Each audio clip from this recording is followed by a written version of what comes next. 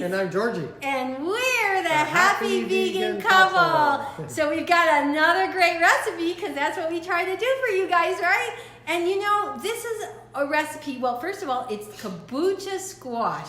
And many of you might not even know what a kabocha squash is, and Georgie's going to show you what that looks like once we get to the cooking. But a kabocha squash is a squash that's popular in a lot of Asian countries.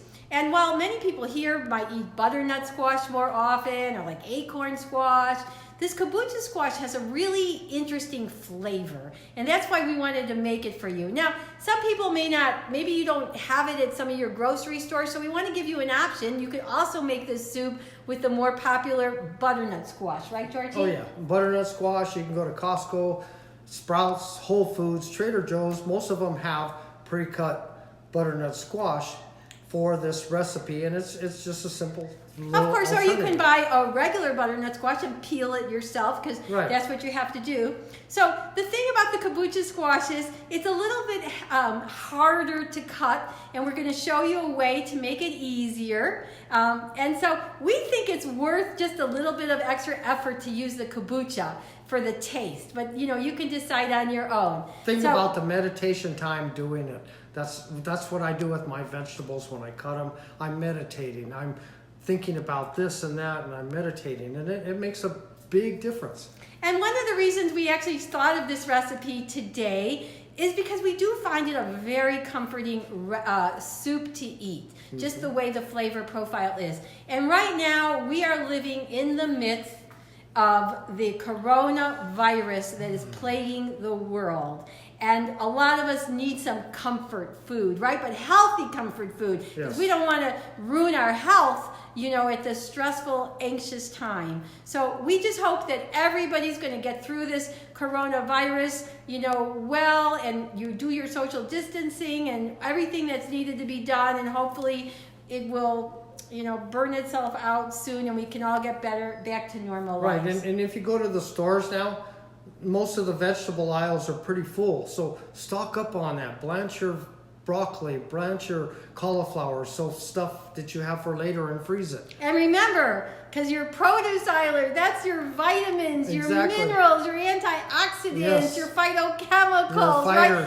This is what's going to give you immunity to withstand this virus. Okay, so we don't want to talk any more about that. We hope we'll get through it.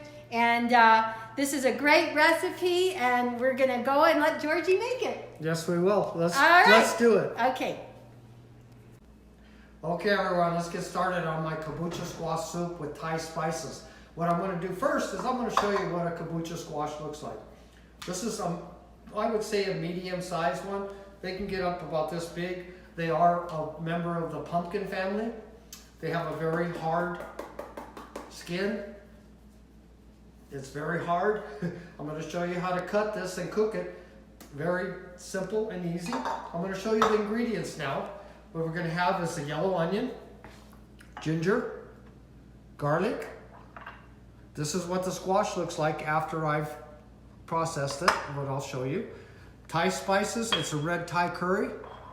Why don't you show the little bottle that we buy? There's the little bottle. Thai Kitchen Red Curry Paste. Okay. It says that it's hot, but that's half a jar or more, and it's not. It's just nice and tasty. It's not real spicy. Now, the lemon juice or lime juice is what you can use. I don't notice a taste. I'm using lime juice because I had half a lime, but you can use lemon juice.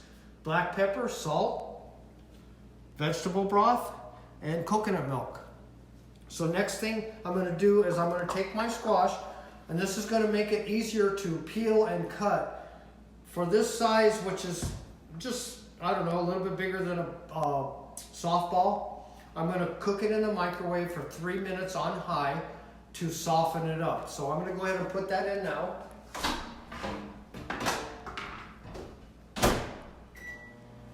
Okay, and I washed the skin really well and everything. Even though we're not going to eat the skin, it's a good idea to always wash your vegetables. Next thing I'm going to do is I'm going to go ahead and show you, not to break a dish, how to cut an onion. What I do, when I bring my onions home, they're all full of that skin and everything. I clean all those off. As you can see in my onion bowl here, there's not a lot of stuff falling off because I've cleaned them. So I've taken the yellow skin off of this almost. So I'm going to cut the ends off.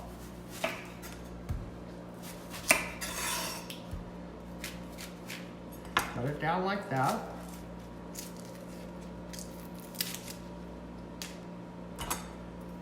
Cut it in half. And I'm going to just go like this. Oop, we got a little yellow skin in there. That's odd.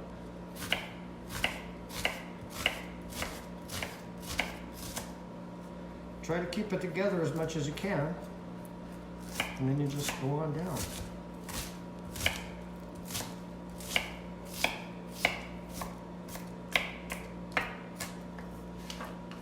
Okay, same thing. Oh, I'm going to turn on my Instapot to saute. It's going to take a few seconds. All I did was push saute. Okay, go back to my onions. That should be plenty.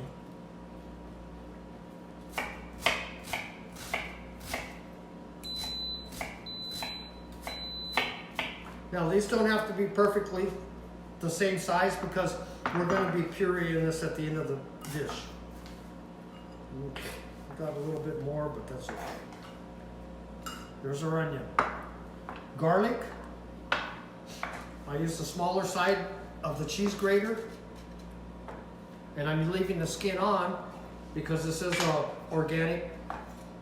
I got stuff in my eyes. This is an organic ginger, so let's go ahead and I'll show you. Just all you're going to do is go up and down.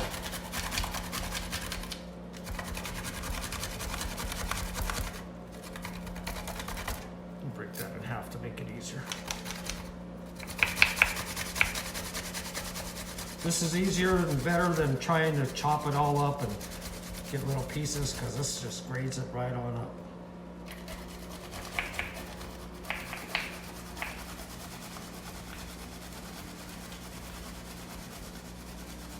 Okay.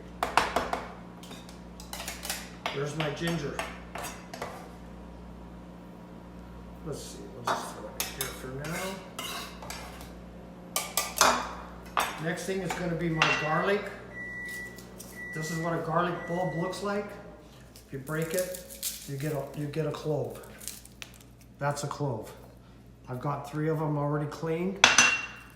To clean them, you can break them like that and just pull the skin off. Or you can stick them in a jar and shake them real hard and the skin will eventually come off. I've done that a few times. So next we're going to just do the the garlic on the same side we did the ginger.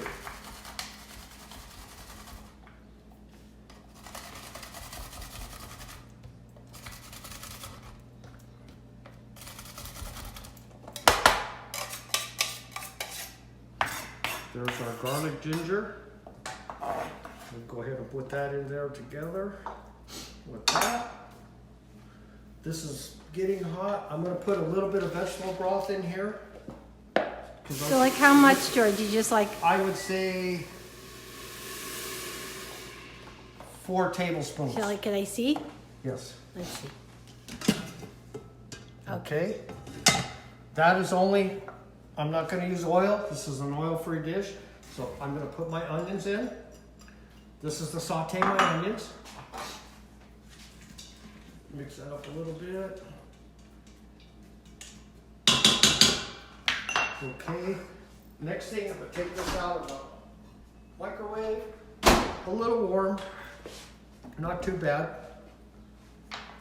What we can do is we can go ahead and I'll show you how to cut this in half. You don't need to let it cool, Georgie? Yeah, you can let it cool, but it's fine for, I can deal with that. I'm going to show you how to cut this if you want to come on in to the top. Okay? Okay. So we're going to start on the stem right here. Just go straight down. Turn it around, same way. Okay? Then you take it inside and you have a finished cut. And because you microwaved it, it's easier now, right? Right, it's a lot easier. It's not as hard. It's softened up quite a bit. Let me get a spoon.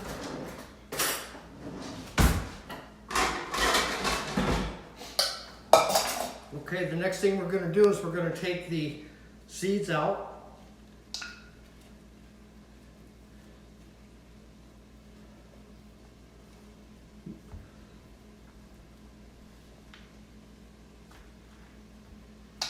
And there are a lot of seeds, aren't there? Yes, the birds love them.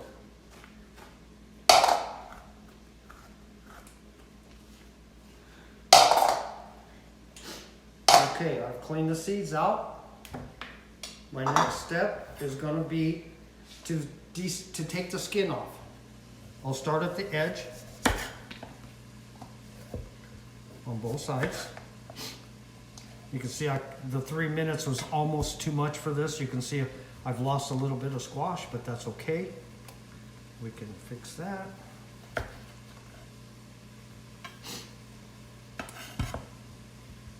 And just cut that in the middle.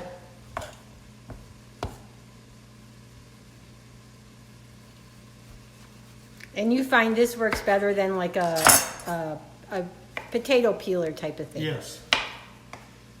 This is not a very thick squash, so that's fine. And depending how big your squash is, when you decide to soften it in the microwave, you know, you might need to add a minute or two. This Right. one you did 3 minutes. It was a kind of on the smaller squash side. A big one, maybe you're going to do 4 minutes.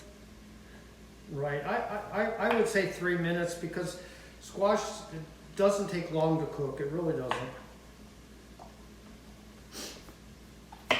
So while you're doing that, Georgie, I'm going to just make mention of something that we have on our refrigerator. We've had it on there a long time. Okay. And that is, we had a bumper sticker that says, Gabrielle Giffords continues to inspire.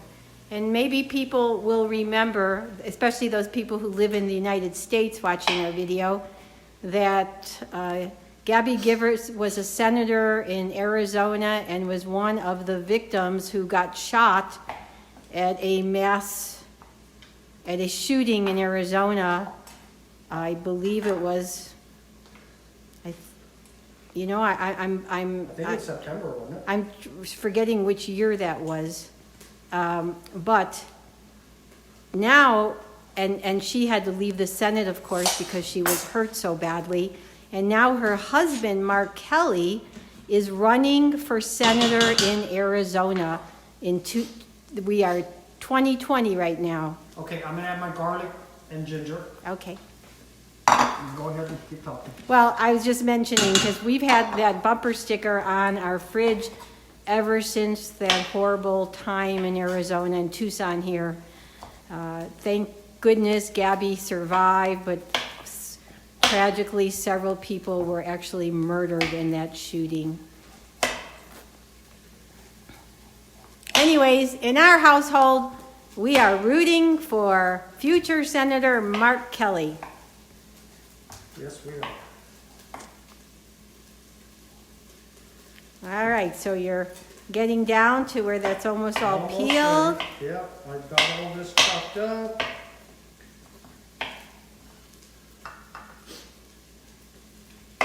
And it's okay if you leave a little bit of the green skin on there.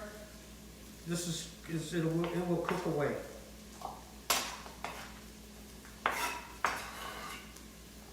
Okay. Okay, we're done with this. So now, and maybe you want to add a little liquid in there because No, it's staying hot? No. We don't need to worry? I'm adding my squash, Okay. my red curry paste, and my lime juice. Let's throw that around. So all it what a means smell. when the Instant Pot says hot, it doesn't mean that everything's going to be a fire. It just means that the food ready might to starting saute. to stick and you might need a little moisture. No, it means it's ready to saute when it's hot, when it says hot. Okay, let me see here. I'm going to add the veggie broth, 1.5 cups.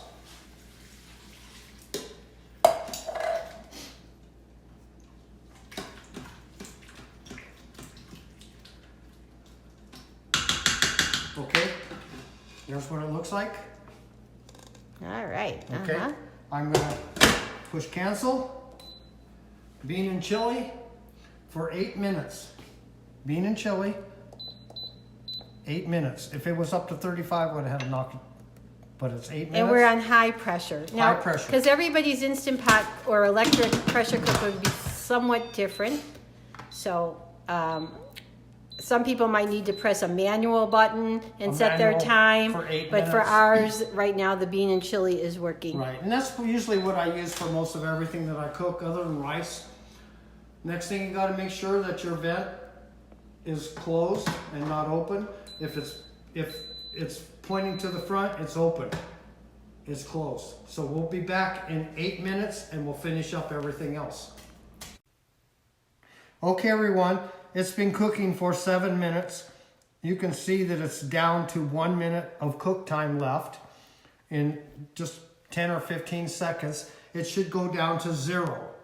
Then it will start counting down, meaning 1, 2, 3. That's my... Actually counting back up. Right, counting back up. That's the release of my steam. I'm going to let it go for 10 minutes. Once that is done, then I will do a manual release on the steam, and then we'll be done. There we go. Now it's going to go to 10. So you're going to let it count up to 10 minutes, Right. and then you're going to release the steam. Right. Then I will release the steam and finish the dish. So let's come back in 10 minutes, and we'll finish it. Okay. Okay, everyone. Our Instapot has counted down. It's at 10 right now. What I'm going to do now is I'm going to release the pressure. What I always do is I put a rag over the valve. If you want to show the valve, Denise. The valve right here. This valve here. You cover that. Then I take a utensil of some kind and turn it to the front to release the steam. Because if you don't do that, it can burn your hand or your wrist or whatever because over that. Should have shut this off, but we'll cancel this off. It should only take 30 seconds or something, and we should be able to open it up. And then what we're going to do is we're going to add our salt and pepper and blend it up. Wait a few minutes. Once it's blended, then we'll add our coconut milk at the end and do some... Oh, it's done now. Look, almost, yeah. One way you can tell that if it's done, yes, you can still hear it. However, there's a silver button here on the back. See that silver button? It's down now. That means that the pressure is released and I can open this safely. Okay? Always make that silver button down. Make sure it's down again. Okay? There we go. Okay, I got these cool little Instapot gloves. Cover your thumb and all your fingers. Pull it up. There's what it looks like. Cooked. Okay. Add my salt and pepper. We're going to use a immersion blender. And this could be... What I want to do first is, if you want to come over here, Denise, I'm going to just push down on it just to get rid of the big chunks first before I start blending it. You see how I'm kind of like pushing it? Then we're going to just go this way. Be very careful because this can splash you and burn you.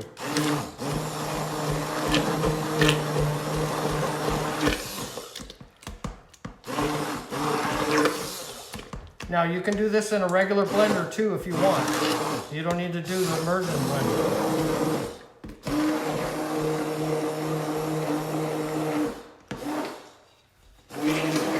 It splashed, did you see that?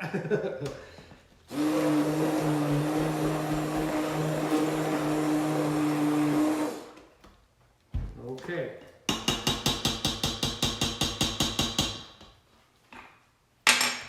Then I'm going to add half of the coconut milk, which was 1/4 of the can. You mean... At this point, I'm only adding half of the can. Okay, because I called for a whole half a can. Just to get it blended, okay?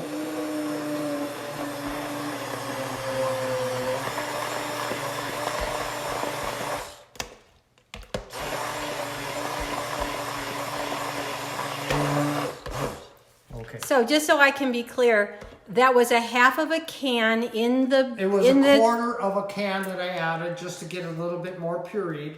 Now I'm going to add the rest. So now we're up to a half puree. of a can of coconut milk. 1/2 a can of coconut milk. Look at it. You can see how it's coming together. I just did that to make it easier to puree instead of fighting everything. Oh, yeah. Look how creamy that is.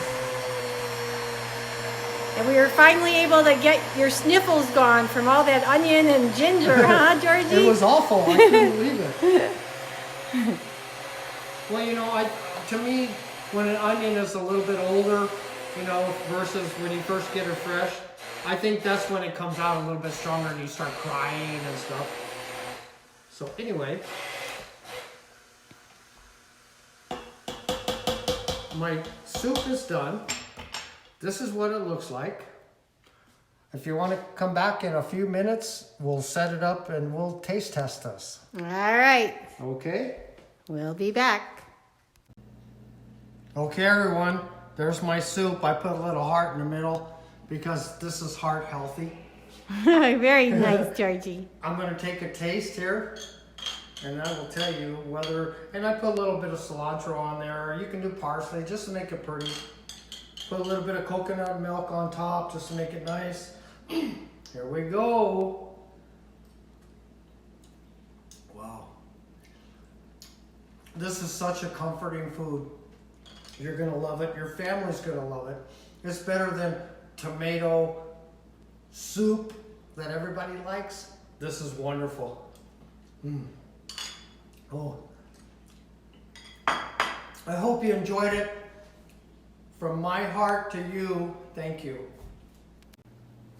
So now don't you want to go and make that soup? Yes. You can see how good it is, Georgie tasting it. Okay, I can't wait to go have my bowl right now. So just before we end, we would like to remind everybody that the recipe for this soup will be on the page with the video link with the description. And it will also be posted at the very end of the video. If you haven't subscribed yet, what are you waiting for? Come on, go subscribe to us, hit that bell so you get the notification every time we put out a new video. And if this coronavirus doesn't recede soon, we may be doing a lot more videos right now. Well, sadly, we had a class we were teaching for 8 weeks. We had to cancel the last 3 classes because of this coronavirus. So anyway, life is different, but we've got good food for all of us. So, and this soup was one of the dishes that they were going to taste. Yes, we were going to share. So to our class, we're sending this out to you. We're sorry we couldn't continue, but now you have all our recipes that we were still going to make for you. And this was one of them. Okay, everybody, until next time, I'm Denise. And I'm Georgie. And we're the Happy Vegan Couple. Go plant-based. Bye-bye.